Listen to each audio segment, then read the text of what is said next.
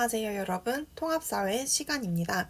이번 시간부터는 무역에 대해서 배워볼 것입니다. 여러분, 무역이 무엇인가요?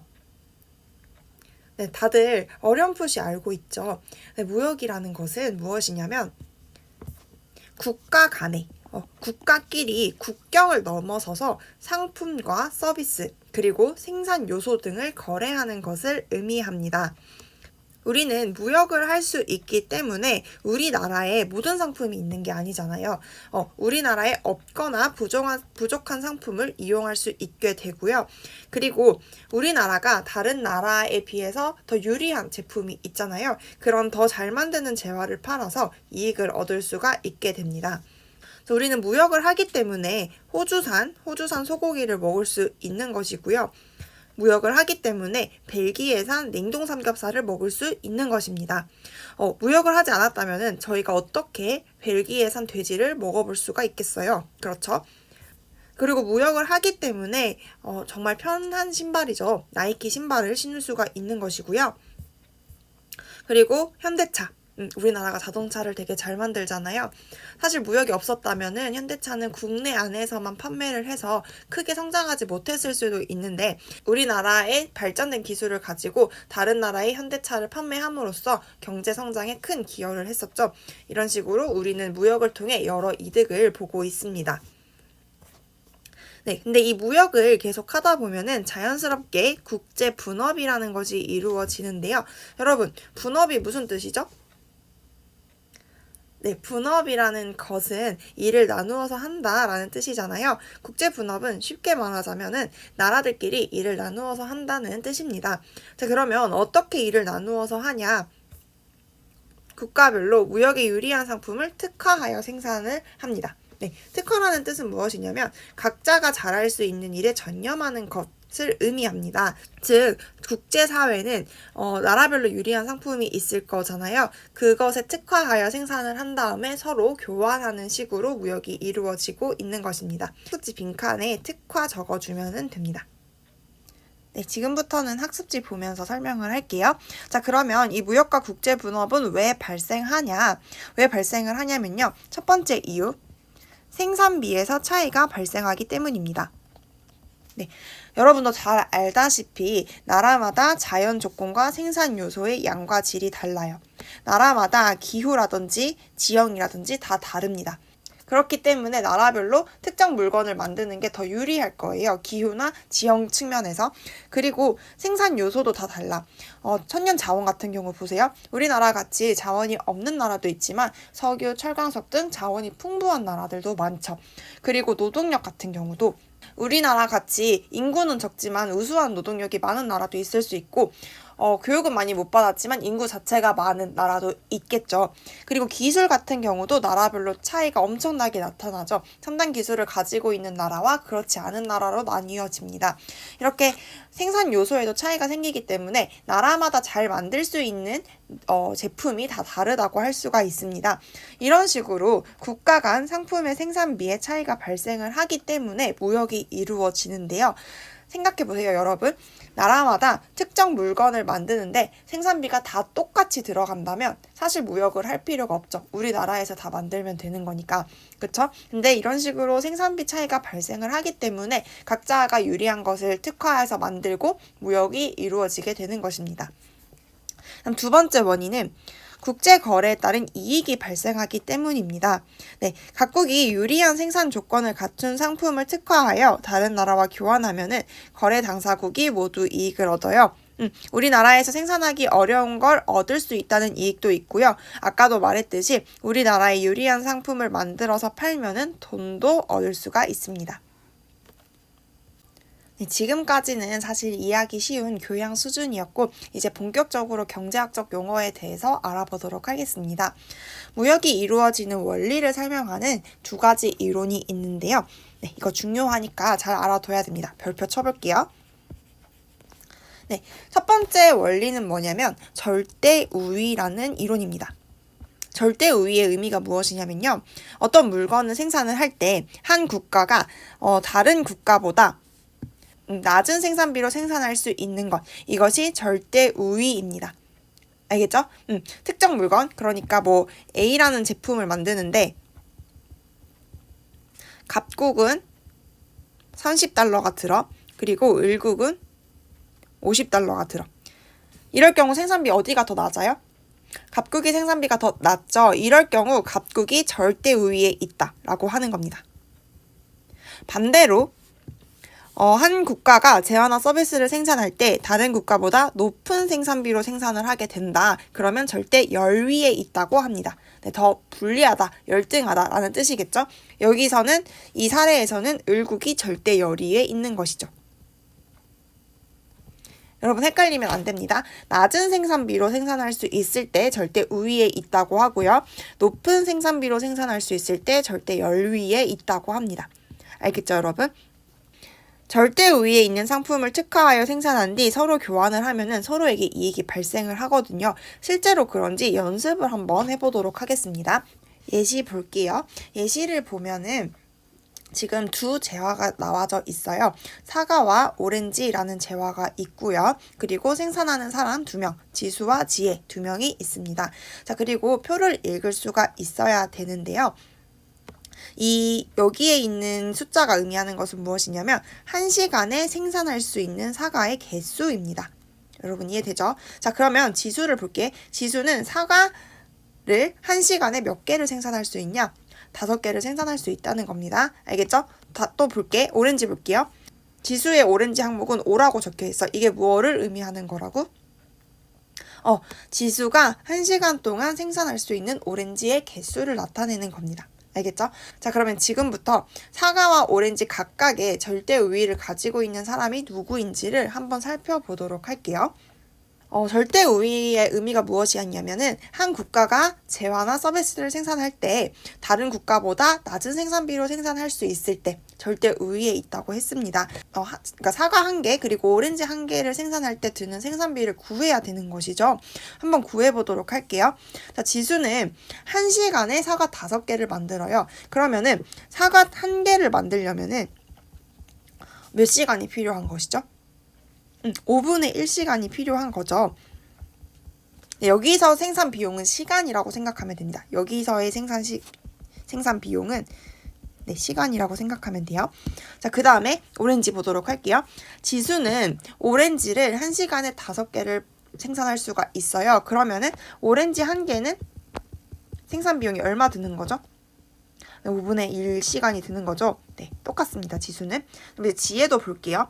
지혜는 1시간에 사과를 3개 생산할 수 있다고 합니다. 자, 그러면 지혜는 사과 1개를 만드는데 드는 비용은 얼마인 거죠?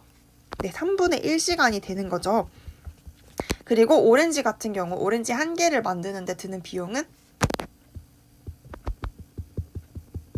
7분의 1 시간이라고 할 수가 있겠죠. 여러분 이해되나요? 네, 이제 절대 우위랑 절대 열위가 누구한테 있는지 보도록 할게요. 자, 사과를 보도록 할게요. 사과에 대해서는 누가 절대 우위를 가지고 있는지 보도록 하겠습니다. 절대 우위를 가진다는 말은 생산비가 적게 든다는 뜻이라고 했었죠. 자, 5분의 1이랑 3분의 1 중에 어떤 게 더 크죠, 여러분? 분수 크기는 비교할 수 있죠.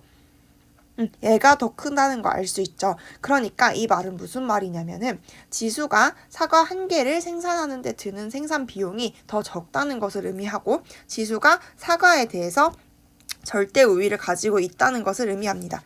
즉 Q1 사과에 절대 우위가 있는 사람은 지수입니다. 알겠죠, 여러분? 이해되죠? 자, 그 다음 이제 오렌지 볼게요. 오렌지는 누가 절대 우위를 가지고 있는지 보도록 하겠습니다. 지수는 오렌지 1개를 생산하는데 5분의 1시간이 걸리고요. 지혜는 오렌지 1개를 생산하는데 7분의 1시간이 걸립니다. 자, 5분의 1이랑 7분의 1 둘 중에 누가 더 큰가요? 네, 5분의 1이 더 크죠, 여러분. 자, 이 말은 무슨 말이냐? 지혜가 오렌지를 생산하는데 생산비가 더 적게 든다는 것을 의미합니다. 즉, 오렌지의 절대 우위가 있는 사람은 지혜입니다. 자, 그럼 지금까지 각 제품의 절대 우위를 가지고 있는 사람이 누구인지를 밝혀냈어요. 자, 윗부분에 아까 절대 우위에 있는 상품을 특화해서 생산한 뒤 교환하면은 이익이 발생한다고 했었죠. 실제로 그런지 그걸 확인해 볼게요. 자, 무역이 없는 경우를 먼저 생각해 볼게. 무역이 없는 경우 1시간은 그러니까 지수랑 지혜 둘 다 1시간은 사과를 1시간은 오렌지를 생산했다고 가정해 봅시다. 자, 그러면 지수는 사과랑 오렌지 각각 몇 개를 얻을 수가 있죠? 네, 지수는 사과 5개, 오렌지 5개를 얻을 수가 있는 거죠. 그쵸? 이 표를 그냥 그대로 적으면 되는 거죠. 그리고 지혜는 사과 3개, 오렌지 7개를 생산할 것입니다. 이건 무역이 없는 상황에서 각각 1시간씩 투자했을 때 얻을 수 있는 사과와 오렌지의 개수인 거예요. 자, 그러면 이제 무역이 있다고 생각해 봅시다. 각자 절대 우위에 있는 상품을 특화한 다음에 무역을 할 경우 어떤 일이 일어나는지 볼게요. 네, 똑같이 2시간을 투자할 거야. 지수는 2시간 동안 절대 우위에 있는 아까 사과의 절대 우위가 있었죠? 사과를 그리고 지혜는 오렌지를 생산했다고 네, 가정을 해봅시다. 자, 그러면은 지수는 사과만 2시간 동안 재배를 한 거잖아요. 그러면 1시간에 5개 만드는 거니까 사과 10개를 만들 수가 있겠죠. 그리고 지혜는 2시간 동안 오렌지만 땄어. 오렌지만 땄기 때문에 1시간에 7개니까 2시간은 14개가 되겠죠. 네, 이런 상황에서 사과 5개랑 오렌지 7개를 교환했다고 생각해 보세요. 사과 5개랑 오렌지 7개를 서로 교환을 했다고 치면은 각자 얻을 수 있는 개수는 뭐야? 지수 같은 경우는 사과 5개를 주고 오렌지 7개를 얻은 거잖아요. 그러면 사과 5개, 오렌지 7개를 얻을 것이고요. 그리고 지혜 같은 경우는 오렌지 7개를 주고 사과 5개를 얻었잖아요. 오렌지 7개, 사과 5개를 얻을 겁니다. 자, 아까 거랑 비교해 보세요. 무역을 함으로써 지수는 오렌지 2개를 더 먹을 수 있게 되었고요. 지혜 같은 경우는 무역을 함으로써 사과 2개를 더 먹을 수가 있게 되었습니다. 보세요, 여러분. 둘 다한테 이익이 되었죠. 자, 이런 식으로 절대 우위에 있는 상품에 특화해서 생산한 다음에 서로 교환을 하면 모두에게 이익이 됩니다. 무역의 원리를 설명할 때 처음 나온 이론이 절대 우위론이었거든요. 근데 이 절대 우위론에 심각한 한계가 하나 있었어요. 어떤 한계냐? 이런 경우가 생길 수 있잖아.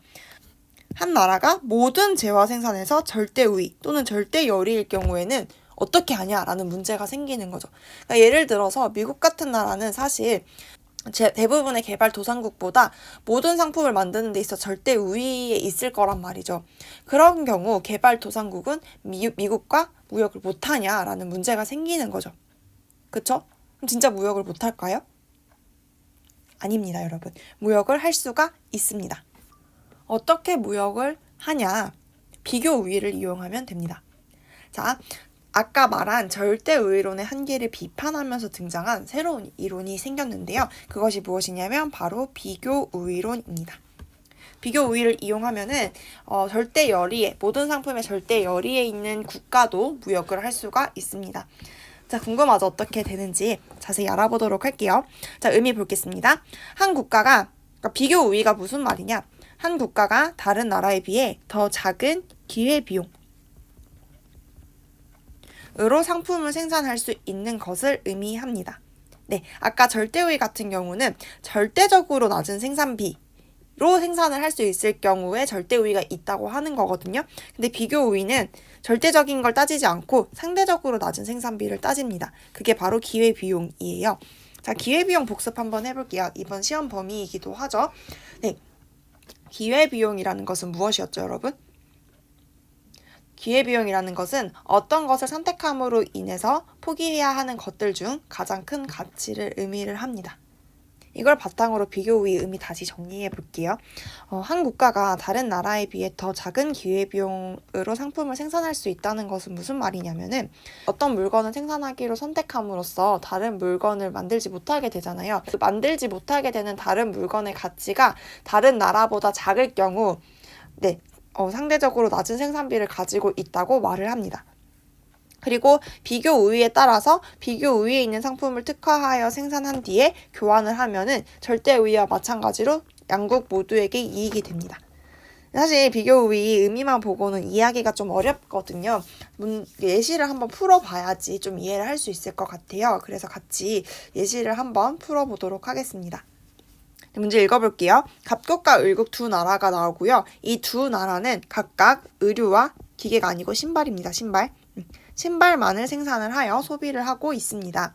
양국은 모두 이익이 발생할 경우에만 비교 우위에 있는 상품에 특화하여 무역을 하고자 합니다. 그리고 이 표는 갑국과 을국이 옷 한 벌과 신발 한 켤레를 생산하는 데 드는 비용입니다.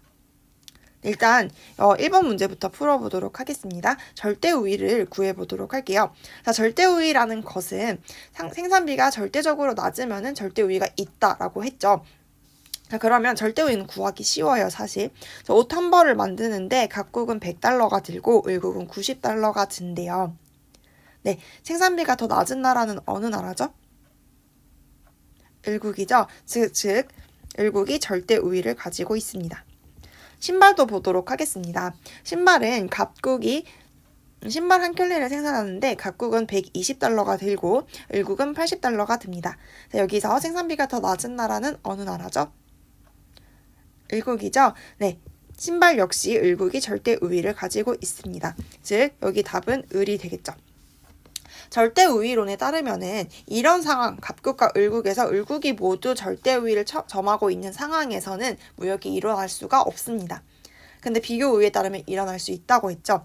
비교 우위가 어느 나라에 있는지 알려면은 기회비용을 구해보아야 합니다. 자, 제가 아까 기회비용이라는 것은, 무역에서 기회비용이라는 것은 어떤 물건을 만들기 위해 포기해야 되는 다른 물건이라고 했습니다. 알겠죠? 그걸 고려해서 기회비용을 지금부터 구해볼게요. 갑국에서 생산되는 제품은 두 개밖에 없죠. 옷이랑 신발밖에 없습니다.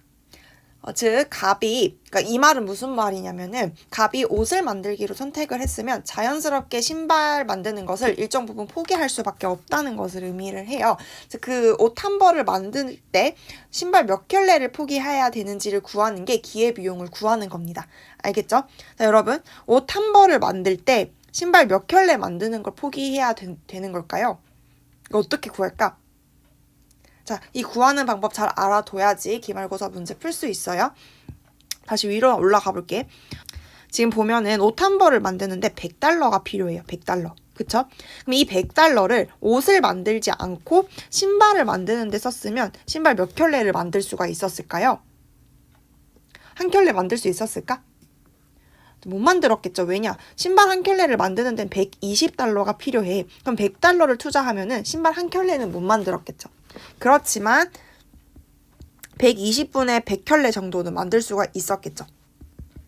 알겠죠, 여러분? 이거 약분을 하면은 6분의 5죠.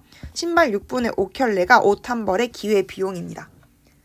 잘 이해해야 돼요, 여러분. 계속 차근차근 구해볼게. 자, 그러면 반대로 신발 한 켤레를 만드는데 포기해야 되는 옷의 개수는 몇 벌일까요? 자, 신발 한 켤레를 만드는데 120달러가 들어. 그럼 이 120달러를 신발을 만드는데 쓰지 않고 옷을 만드는데 썼다면 옷을 몇 벌을 만들 수 있었을까요? 한 벌 넘게 만들 수 있었겠죠? 한 벌을 만드는데 100달러면 되는데 지금 120달러가 투자가 되었으니까. 그쵸? 즉 옷을 100분의 120벌, 이거 약분하면은 5분의 6이 되죠? 옷 5분의 6벌이 신발 한 켤레의 기회비용이 되는 겁니다. 알겠죠, 여러분? 자, 여러분 잠깐 멈춰놓고 을국의 기회비용을 여러분이 한번 구해보세요. 네, 구해보았나요? 자, 그러면은 을국도 한번 채워보도록 할게요. 자, 을국의 기회비용 구해보도록 하겠습니다. 을국은 옷 한 벌을 만들기 위해서 신발 몇 켤레를 포기를 했냐? 자, 옷 한 벌을 만들 때 을국은 90달러가 들어요. 그리고 신발 한 켤레를 만드는 데는 80달러가 들어. 그럼 이 옷 한 벌을 만들지 않고 신발을 만들었다면 몇 켤레를 만들 수 있었을까? 80달러만 있으면 한 켤레를 만들 수 있는데 90달러가 투자가 된 거니까 신발 80분의 90켤레 약분하면은 8분의 9켤레가 만들어지겠죠. 오케이. 자, 그 다음에 이제 신발 한 켤레의 기회비용을 구해보도록 하겠습니다. 네, 신발 한 켤레를 만드는 데는 80달러가 들고 옷 한 벌을 만드는 데는 90달러가 듭니다. 자, 근데 이 을이 만약에 신발 한 켤레를 만들지 않고 옷을 만들었다면 이 80달러를 옷 만드는 데 썼다면 아마 한 벌을 못 만들었을 거야. 왜냐면 옷 한 벌 만드는데 90달러가 필요하니까. 그래도 90분의 80벌 정도는 만들 수가 있었겠죠. 약분하면 9분의 8이 됩니다. 여러분 느꼈을지는 모르겠지만 이 분모 분자가 서로 바뀐다는 뒤집힌다는 사실을 발견할 수 있을 것입니다. 그러니까 하나만 잘 구해놓으면 나머지 거는 자연스럽게 구해질 수 있다는 것도 좀 기억을 해주면 문제 풀 때 도움이 될 것 같습니다. 이렇게 기회비용에 대해서 구해보았는데요. 비교우위가 뭐였어? 네, 기회비용 구한다고 비교우위가 무엇이었는지 까먹으면 안 되겠죠. 비교우위가 뭐였죠, 여러분? 네, 한 국가가 다른 나라에 비해 더 작은 기회비용으로 생산할 수 있는 것이 비교 우위라고 했습니다.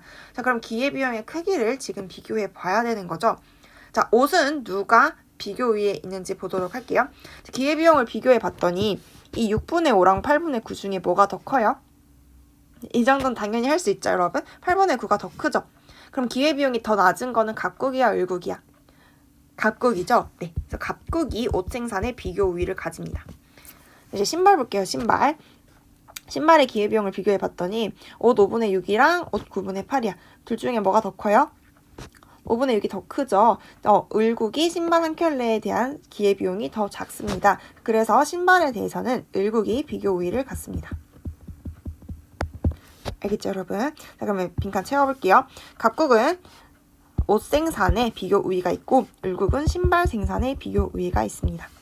자, 아까 비교 우위에 있는 상품을 특화해서 생산한 뒤 교환하면 서로 이익이 발생한다 했죠? 이거 진짜 맞는지 확인을 해보도록 할게요.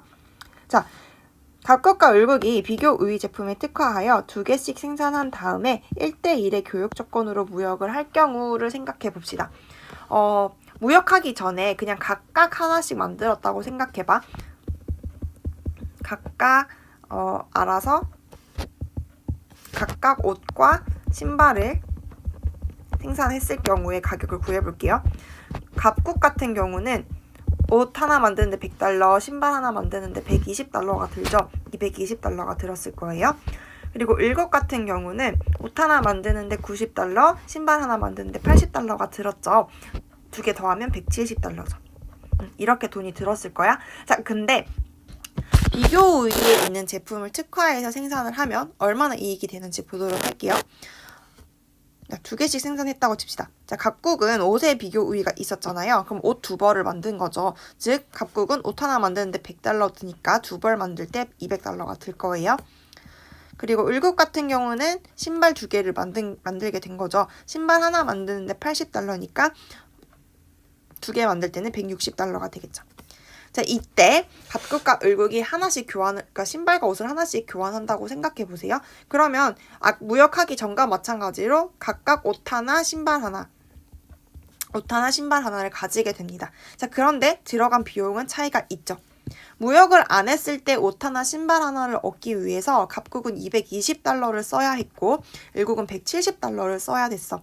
근데 무역을 하니까 200달러만 쓰고 160달러만 쓰고 옷 하나, 신발 하나를 얻을 수가 있었죠. 얼마 이득이었죠?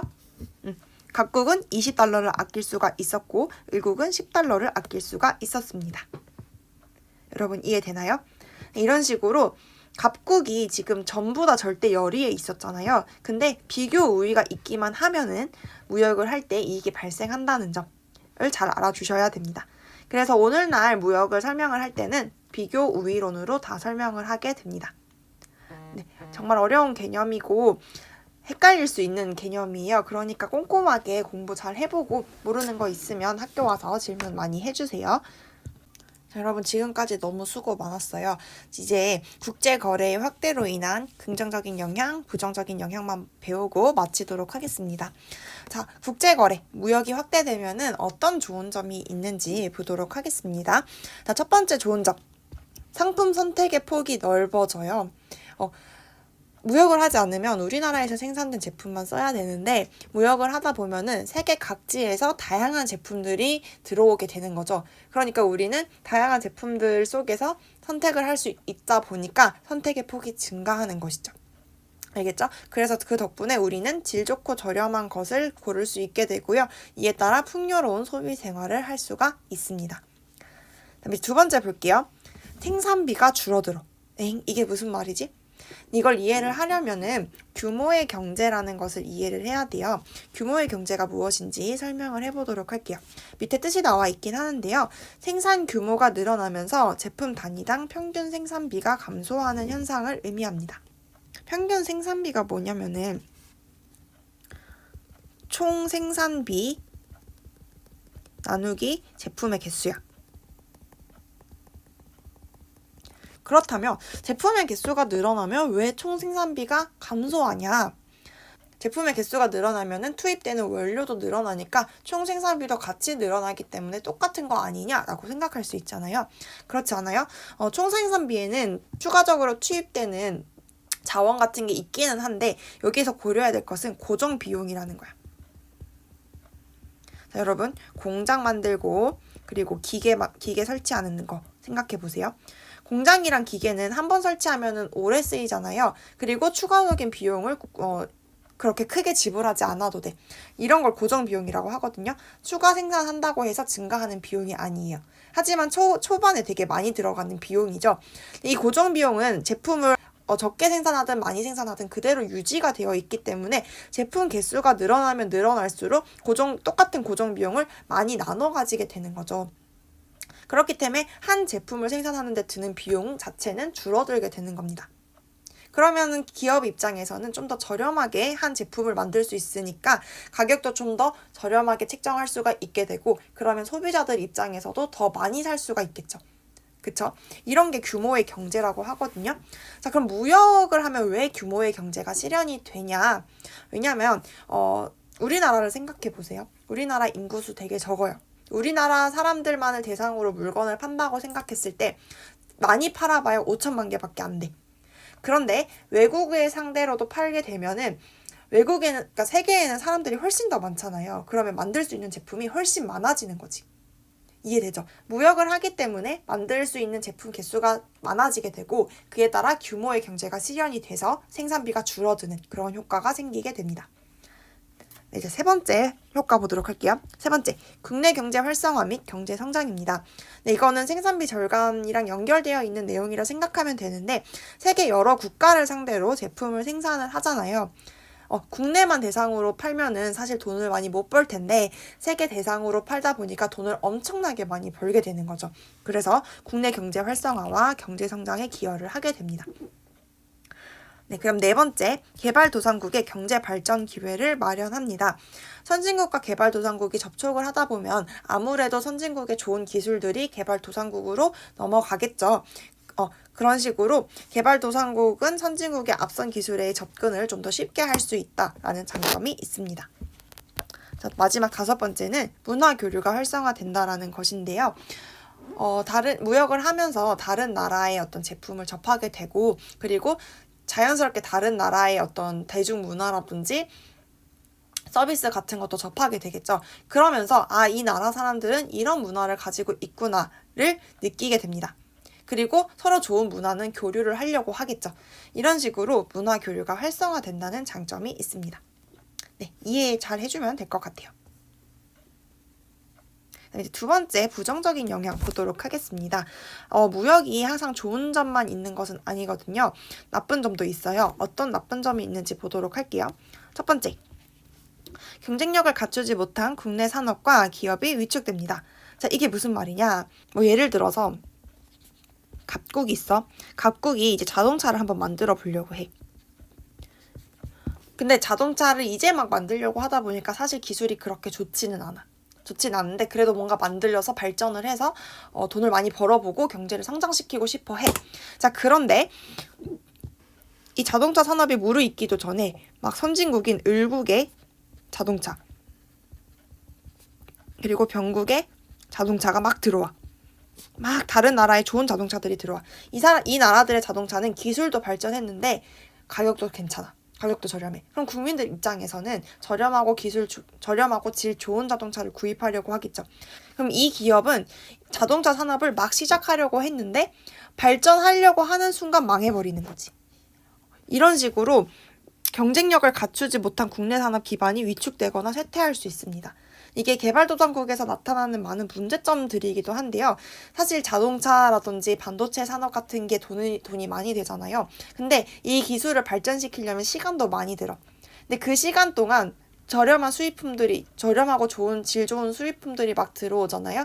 이 개발도상국들은 발전 기회 자체를 빼앗겨 버릴 수 있다는 한계점이 있습니다. 두 번째로는 국내 경제의 불안정성이 확대된다라는 문제입니다. 자, 이것은 무엇이냐면 무역 의존도라는 말과 관련이 있어요. 자, 무역 의존도라는 것은 국내 총생산에서 수출입 총액이 차지하는 비율입니다. 즉, 우리나라가 벌어들이는 돈 중에서 수출입이 차지하는 비율을 말하는 건데, 우리나라는 지금 무역 의존도를 보면은 87.9%나 차지하고 있어요. 이게 무슨 말이냐면은 수출입 안 하면은 망한다는 뜻입니다. 수출입으로 벌어들이는 돈이 87.9%라는 말인데, 수출입을 안 해버리면 우리나라 경제는 폭망하게 되는 것이죠. 근데 이게 뭐가 문제냐면은 세계 경제가 막 호황기고 모두가 막 잘 살아. 그러면은 문제 되지 않아요. 우리나라는 더 돈을 잘 벌 수 있어. 무역 의존도가 심할 경우. 근데 세계 경제가 불안해. 다들 못 살아. 지금과 같은 코로나 시국에 다들 물건 잘 안 사고 다들 먹고 살기 힘들어. 그러면은 우리나라 같이 무역에 많이 의존하는 나라들은 돈 벌기가 굉장히 어려워지는 한계에 속하게 됩니다. 이럴 경우 국내 경제가 쉽게 불안정해지겠죠.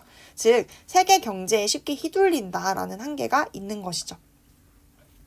세 번째, 국가 간 빈부 격차가 심해집니다. 이거는 첫 번째 문제점이랑 관련이 있다고 생각하면 돼요. 경쟁력을 갖추려고 하면은 선진국에 좋은 제품들이 들어와. 그럼 경쟁력을 못 갖추겠죠? 이 개발도상국은 경쟁력 있는 산업을 육성을 못하다 보니까 그냥 저렴한 자원들만 판매하는 겁니다. 그러면 그 선진국들은 저렴한 자원을 사서 더 비싼 제품을 만들어 또 개발도상국이랑 다른 나라에 파는 거죠. 그럼 선진국들은 점점 잘 살게 되는데 개발도상국들은 점점 못 살게 되는 그런 빈부격차 문제가 생기게 되겠죠. 여기까지 부정적인 영향에 대해 알아보았습니다. 이렇게 5차시 학습지 수업이 모두 끝이 났는데요. 무역 부분이 쉽지는 않은 부분입니다. 하지만 우리 1학년 똑똑하니까 잘 이해할 수 있을 거라고 믿어요. 온라인 수업 기간 동안 잘 복습해 주세요. 그럼 오늘 수업 마치도록 하겠습니다. 수고했습니다.